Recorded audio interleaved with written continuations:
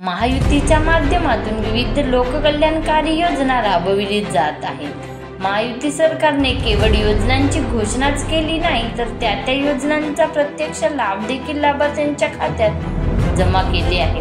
नुकतेच मुख्यमंत्री लाडकी बहीण योजनेचे 2 महिन्याची रक्कम देखील भगिनींच्या खात्यात जमा करण्यात आले आहे। मात्र विरोधकांकडून ही फसवी योजना असल्याचे अपप्रचार सुरू आहे। त्यामुळे विरोधकांच्या भूलथापांना बळी पडू नका असे आवाहन राज्याचे अन्न व औषध प्रशासन मंत्री डॉक्टर धर्मराव आत्राम यांनी केले। नुकतेच एटापल्ली तालुक्यातील बुर्गी येथे राष्ट्रवादी काँग्रेस पक्षाच्या वतीने भव्य कार्यकर्ता मेळावा संपन्न झाला। यावेळी अध्यक्षस्थानावरून ते बोलत होते। तसेच परिसरातील राष्ट्रवादी काँग्रेस पक्षाचे विविध कार्यकर्ते उपस्थित होते।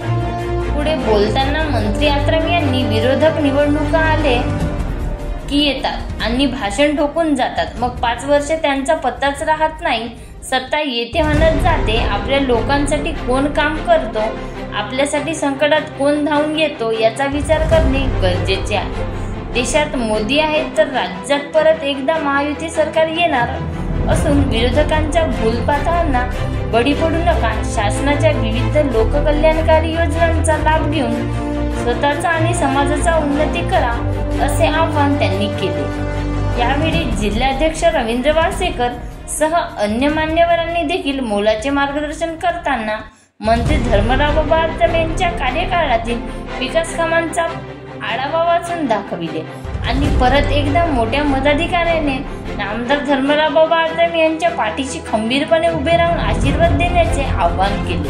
कार्यक्रमात बुर्गीसह परिसरातील विविध गावातील राष्ट्रवादी काँग्रेस पक्षाचे कार्यकर्ते हजारोच्या संख्येने उपस्थित होते। जणू काही कार्यकर्त्यांचा कुंभमेळाच भरला होता।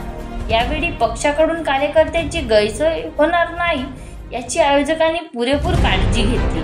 तर बुर्गी पोलीस मदत केंद्राचे प्रभारी अधिकारी सोमनाथ पुरी आणि त्यांच्या चमूकडून चोख बंदोबस्तात ठेवण्यात आला। नुकतेच एटापल्ली तालुक्यातील बुर्गी या अतिदुर्गम गावात राष्ट्रवादी काँग्रेस पक्षाच्या वतीने भव्य कार्यकर्ता मेळावा संपन्न झाला।